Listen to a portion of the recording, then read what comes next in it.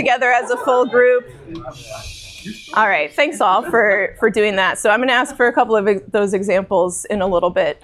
So my name's Nicole Ennen. I am the founder and principal consultant of Org Empathy Consulting. And I focus on really helping develop managers and leaders within organizations, building some of these skills around giving feedback, performance management, how to hire people, how to build strong teams. I also focus on team development and collaboration work. How do we have groups of people working the most effectively together, and also organizational culture work. So I showed this, I think, last time, kind of my approach to an organization. We're working with systems, right? One solution isn't necessarily going to solve all the things. We need to look at the organization as a whole. But there are different places where we can put different solutions in place to help kind of build a culture within the organization where people will be more satisfied and also more productive, right? So we're looking at different areas here. The team, the whole structure of the organization, the department itself. But today I want to focus on a one-on-one situations. And so instead of me telling you what I do, I thought I would show you what I do. So what I'm going to do today is we're actually going to go through a very snippet mini training on giving feedback. And so that's why I asked you the prompt earlier about feedback, and we'll dig into that in a second. But this is a really good training, particularly for managers and leaders. We're not really told or trained on how to give effective feedback when we get promoted to management, but that's a key piece of our job, right? We need to be able to not just give constructive feedback when things are going wrong, but also give motivational feedback when things are going right, and make sure that people get the recognition they need, and they know if they're performing to our expectations or not.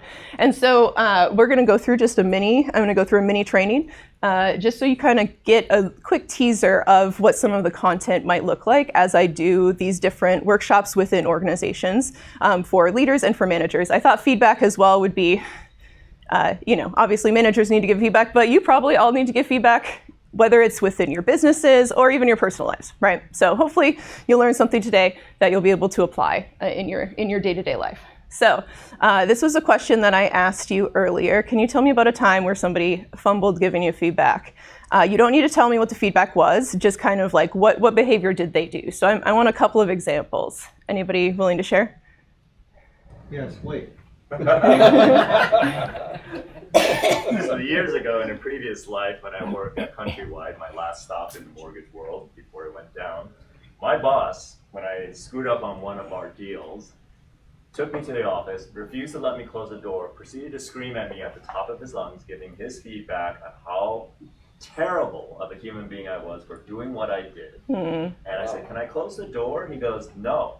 So he made sure the entire office heard him going off on me. And then I just, instead of being confrontational, I just kind of left. Like, okay, well, I'll go back to my desk. That was the one with the hospital, right? No.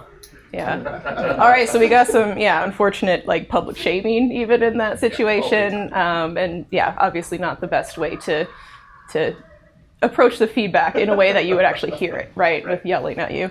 All right. Anybody else? I really liked. Yeah, Stephen. So at the previous company I was at, I was a manager, and I had 8 people that reported to me. I had gotten a new manager, and as part of that, I asked her to do skip levels with all the people that reported to me, to hopefully maybe cut through some of the BS that they were feeding me about pipe and what they were doing and whatnot. I get a little nervous. So she does that, and she comes to the office, and she spends the whole day in the office. Doesn't come talk to me at all. At the very end of the day, when she's about ready to leave, she comes into my office and she goes to deliver what she learned, and it became a personal attack, I felt, on me and what I was doing. And the things that she said I knew came from an employee that didn't like me as their manager. Sure. Yeah. And so it felt very attacking, and fast forward 8 months later, I left that job and moved on to better things. Yeah. Yeah, so it was very personal. It was about you as a person, not necessarily this is the behavior that was happening, right? Yeah. I'll share a quick example of mine. So it was many years ago, probably 8 or so years ago, but I was working cross-functionally on a project. And it was a very difficult project working through. There's some like communication issues and different things like that. And I had gotten some feedback at the time that I didn't know because it went directly to my manager, just about like how I was communicating and collaborating cross-functionally. And my manager didn't tell me until 4 months later at my performance review time, when I couldn't remember what I had done. And I was like, if you wanted this behavior to change 4 months ago, you could have told me 4 months ago. So just an example of like delayed feedback and how that's, also kind of an area where it doesn't tend to work so well. So getting into kind of some of the themes that came out. Feedback tends to be less likely considered from your employees or, anyone that you're giving feedback to. Particularly when we frame it as a trait of the individual instead of a behavior. So to remove some of the defensiveness, we want to make sure that we're focused on the behaviors and not the person, right? So what specific behaviors are causing the issue, or on a positive side, which behaviors are being really positive for the team and very effective. We also don't tend to really receive feedback well when it's not specific. So if for example, you're great at collaboration, or you're just too aggressive. Okay, well, what behaviors are within that? Because again, that kind of goes back to seeming like it's a personal attack, and I can't actually change that if you perceive me that way if you don't tell me what to do, right? Next one is kind of what I just explained, waiting a very long time to give the feedback. So our memories as humans aren't super great. So if, the longer time goes along, we're not going to remember the specific situation. And also then you're not giving the person an opportunity to correct the behavior right away. So the sooner we can give it to the time where the behavior happens, the better. And then finally, we don't have a conversation about the feedback. So for, I think, your example way is just somebody yelling at you and then the conversation was over, right? Like instead of having a conversation about like, hey, I saw this behavior happened.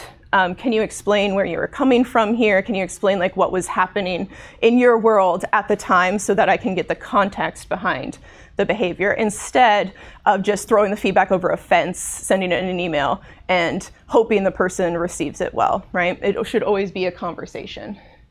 So as we're thinking about just feedback in general, we kind of have two main goals, right?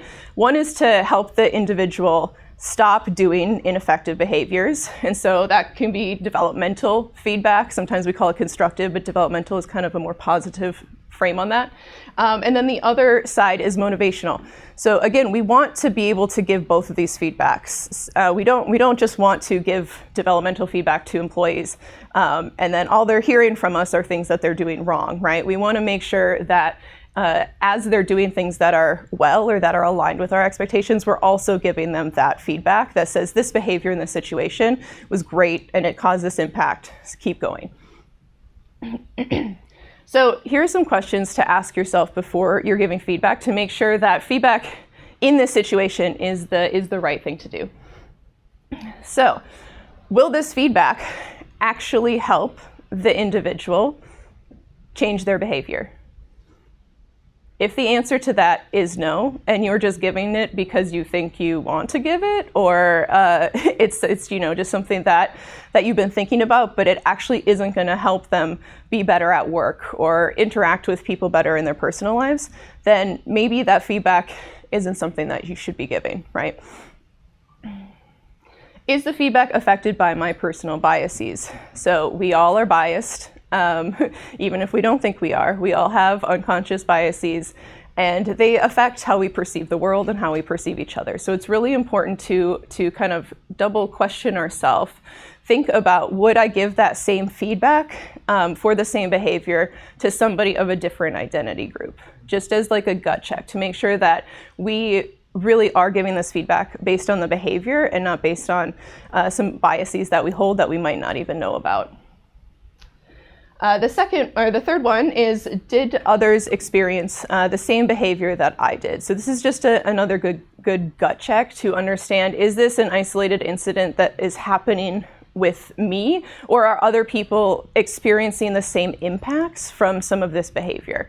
And so not all of these necessarily have to be like yeses, but you should probably have at least 2 out of 3 as a yes to move forward with giving your feedback. This is particularly important for managers as you're going through managing different employees, thinking through how you're giving feedback to them and making sure that you're distributing feedback fairly across your direct reports, and you're giving everybody the opportunity to have the feedback they need to be the most successful at their jobs.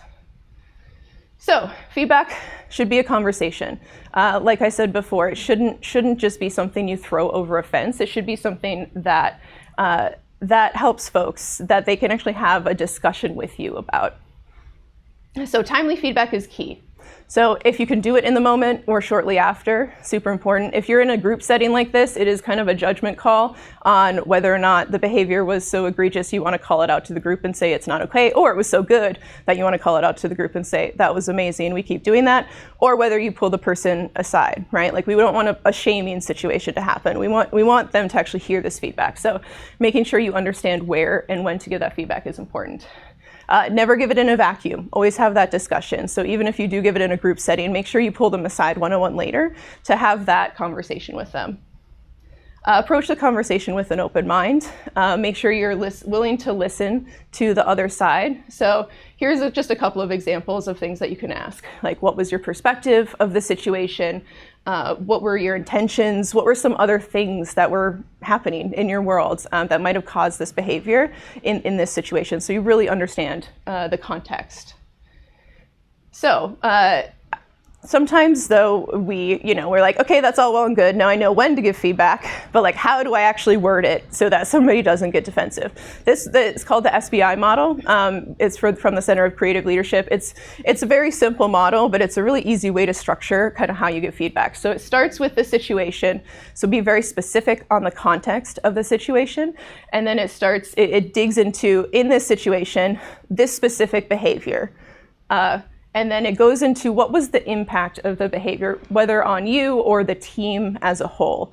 So let me give you a quick example of that. So if we're giving somebody constructive feedback on, let's say they're interrupting people in meetings all the time. So in the team meeting on Tuesday, very specific context situation, you interrupted Mary and G 3 to 4 times where we were discussing new ideas for this program, very specific on the behavior. And then going into, but why does that matter, right? Which is really important so they understand the impact. So that discouraged them to speak up, and it created some tension within the group. And we want to make sure everybody's ideas are heard, not just yours or just the loud folks, right? And so making sure that we structure it in this way is really helpful. It helps us get away from that personal attacky point and helps us make it very specific so they understand the behaviors that need to be changed. There are many other models like this, but this one is pretty simple, something that I just wanted to give you today so you can try. So my homework for you is, if you have to give somebody feedback, try to structure it in the SBI model moving forward. I have a question. Yes, please. It's question time now, so feel free to ask any questions. So do you form your session, your question that you ask, the way that you approach the person that you want to give the critique to based on their personality? Do you do a different conversation with one person versus another? Yeah, and so usually what I do as a manager, like when I have the onboarding conversation, I will actually start to dig into some of that stuff, and I will ask, like, how do you like to receive feedback? How do you like to have conversations about feedback so that I understand and we share expectations on that. And then I kind of individualize my approach per direct report. But I do it before, so then when the feedback happens, I know, right? So I had some people in my, when I was managing in a previous role, some folks liked to receive an email and then have a conversation like a day later about it, because they wanted to absorb it first, and they didn't want to, have it in a meeting and then be taken aback. Like, they like to absorb. Some other people, they're like, that email would make me nervous. I just want to have a conversation about it right away. So knowing that, your different reports might like different approaches, but making sure you always have that opportunity for a conversation, regardless of kind of how they like to receive it initially. That makes sense. Yeah. When giving feedback, why is it, this is my past, I felt this, that if I gave negative feedback, I was gaining leverage, and if I gave positive feedback, I was losing leverage. That's really interesting. It could be it could be the culture within the organization and what things were incentivized or not. But as we're looking at building kind of effective teams, the more that you can build a culture where both like developmental and positive feedback are essentially building the team up, right? Because both of these things have the goal of creating more and more effective behaviors towards each other. So it shouldn't be the case where we're feeling like we're losing something if we're praising people, right? That should be a positive for the team. That should be like, we should be giving people the recognition, and it should be building not just them up, but the team up, right? So it's like figuring out how we can put those structures in place within like the team environment. All right, I know that I think I'm at time, but feel free to follow up with me afterwards and ask questions. And yeah, thank you so much for following through my mini demo.